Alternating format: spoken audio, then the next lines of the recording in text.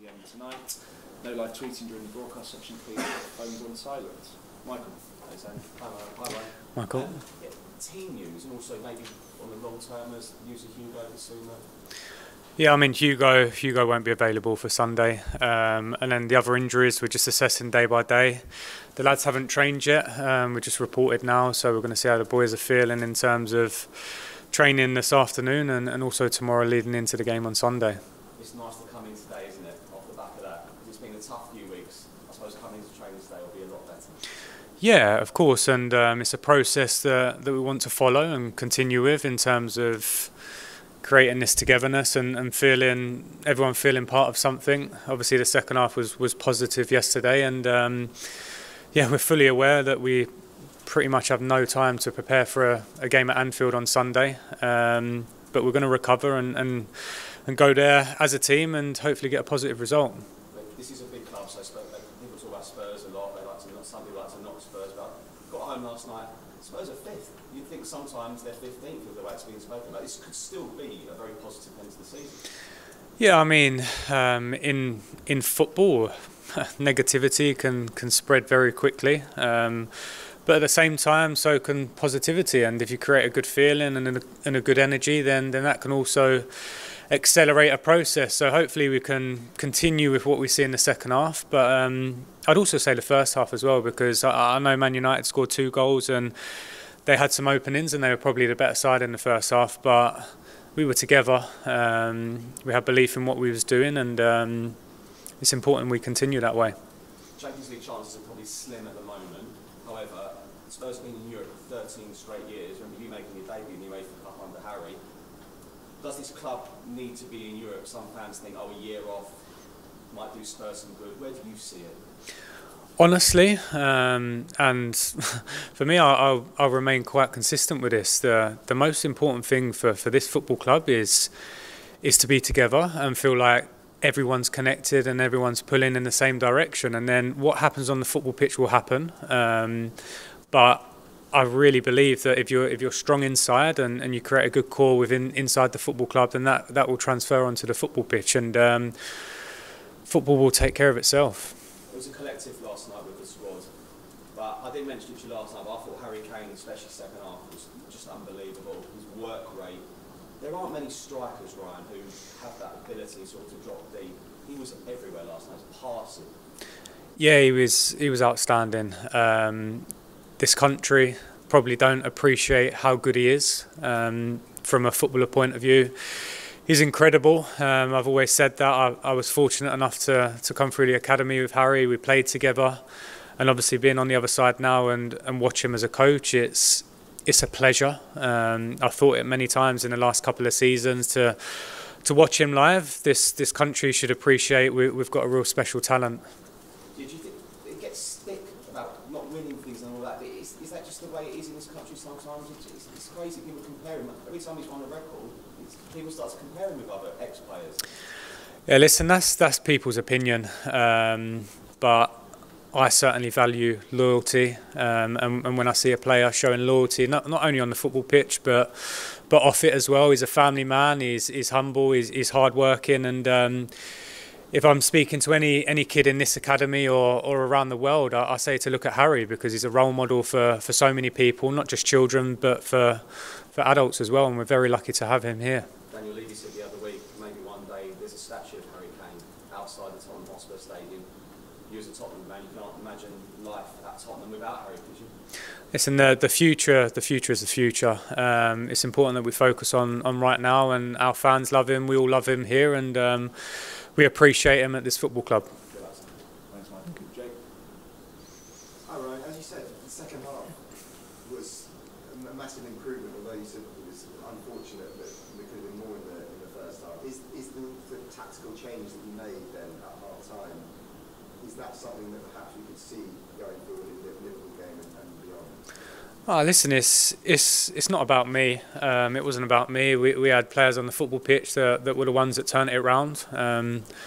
Obviously, it's our job as coaches to try and help them and guide them and make changes to influence games. And thankfully, the boys reacted. We had a positive reaction at half time. It was important that we got the next goal, and I felt like the momentum was with us for maybe a 20 or 30 minute spell where it was like we were getting many chances, and we created some clear openings. So to see the second one go in the back of the net was pleasing, and then also to see it out at the end, because I thought the lads put so much effort into it from a physical point of view, but also emotionally as well. To stay strong together at the end was a positive as well. And then that might obviously help massively to try and take into a game at Anfield as well.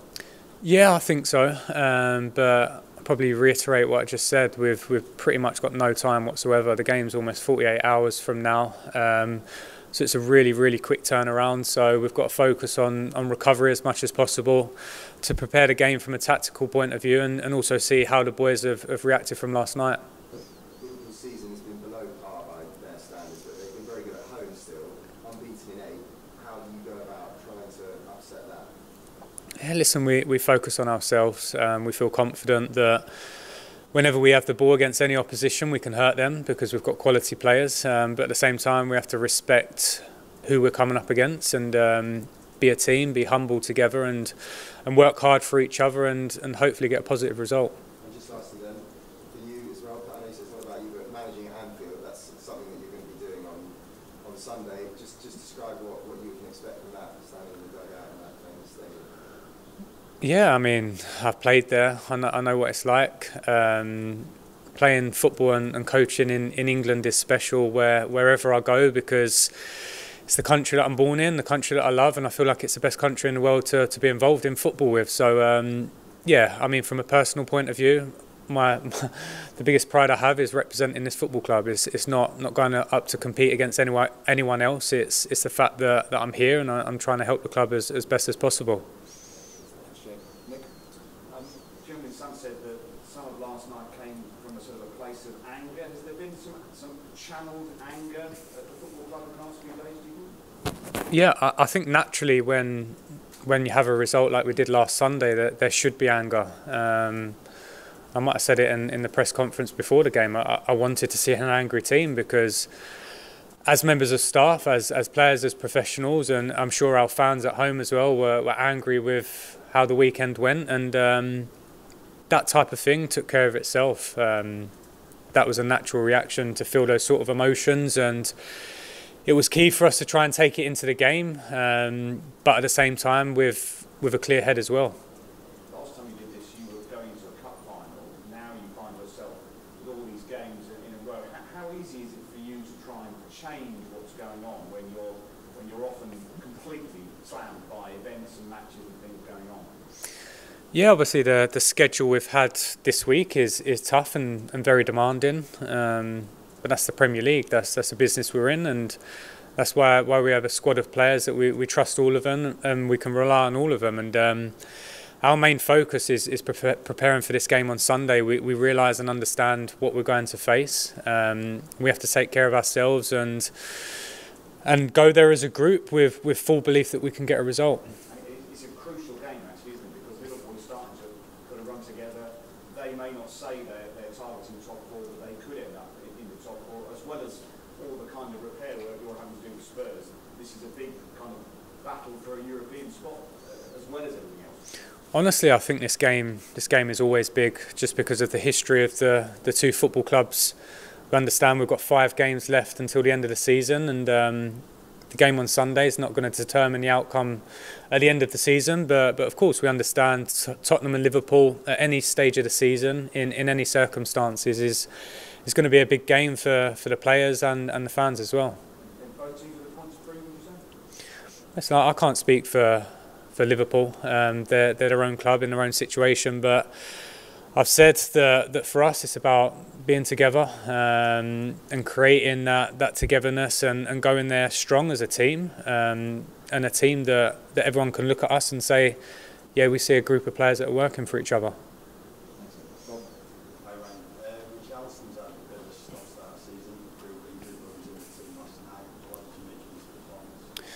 Yeah, I thought he helped us. He done exactly what I thought he would do. He caused them a lot of problems running in the channels and creating a bit of physicality for us. Obviously he's had a bit of time out, and you could probably see that in terms of the lack of rhythm at times, but he's that type of player that causes a lot of trouble. And yeah, I think once he scores a goal and once he gets that confidence, then we might see a different type of player. Is that a case of just giving him those minutes now as well to make sure you see that he's very best? No, we've got a squad of players that we need to decide the best team to win a game of football.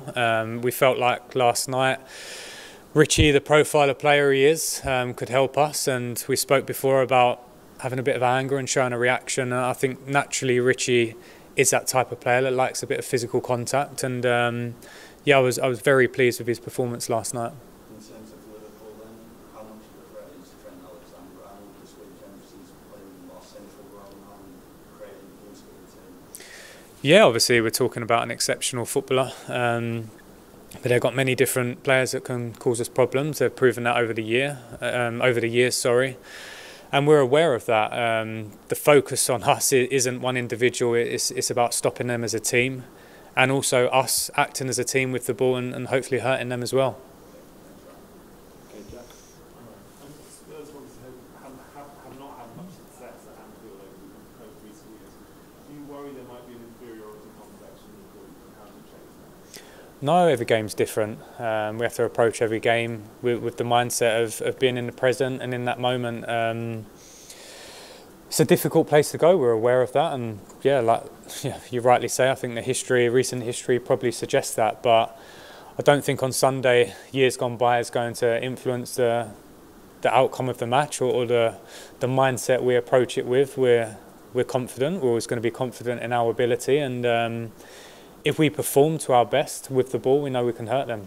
Quickly, Juma came on last night. What do you make of him as a player? Yeah, I mean, we're recovering some players in the attacking positions. We've had quite a few injuries in those positions.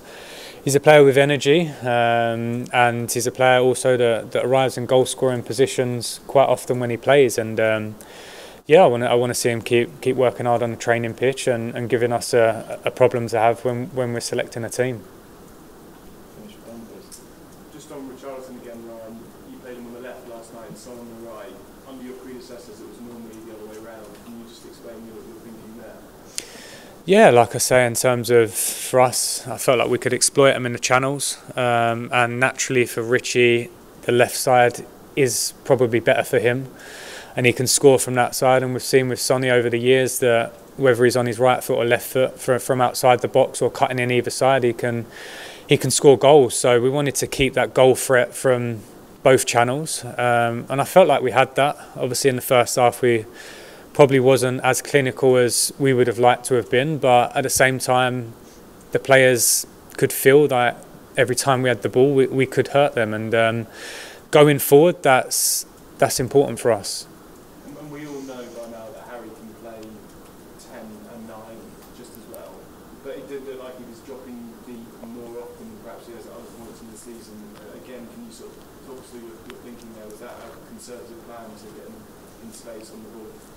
So yeah, there's some plans we do like to give Harry a guidance of where we feel space might be, but at the same time we're talking about honestly one of the most intelligent and best players in the world, and to take that instinctiveness away from him for me is something we don't want to do, and if Harry feels like he needs to come very deep and get the ball off the defenders at times, then he can do that because he's got the passing ability to affect games from every area of the pitch. And yeah, I think we see last night that once again Harry Kane is probably one of the best strikers in the world. So is that the message for Kane then? Just kind of get a feel for the game and sort of do what he thinks is best to impact it? Yeah, we have different tactical plans for every opposition, and we understood yesterday that we probably had one of the best strikers in the world coming up against one of the best defensive midfielders in the last decade. So that was going to be a key battle, and I thought Harry influenced the game. You know, he created the second goal, but at the same time he was constantly involved in the game, and the more touches Harry gets to the ball, we feel like the more chances we're going to create. And then just on yourself, you spoke very well on Wednesday about age not being a barrier to being a manager and your experience in coaching. I wonder kind of how encouraging it is to see guys like Vincent Kompany and Michael Carrick doing so well in the Championship, given relatively little experience in coaching. Does that kind of give yourself motivation and more belief? Yeah, I mean, I've never doubted my personal ability because I've worked hard for the last 6 years to spend many hours on the grass and coach a lot and get a good understanding for it. And at the same time, I like seeing young managers do well, and probably more so young English managers, because I think the route for us is quite difficult at times. And yeah, that's part of football. The more younger managers we get, I guess it's good. It's exciting for people, but at the same time, you've got to get results. That's the business, and if you don't get results, then unfortunately, it becomes difficult. Thanks, Dan. Okay, we'll end the broadcast section there. We'll move on to the embargo section for 10:30 p.m.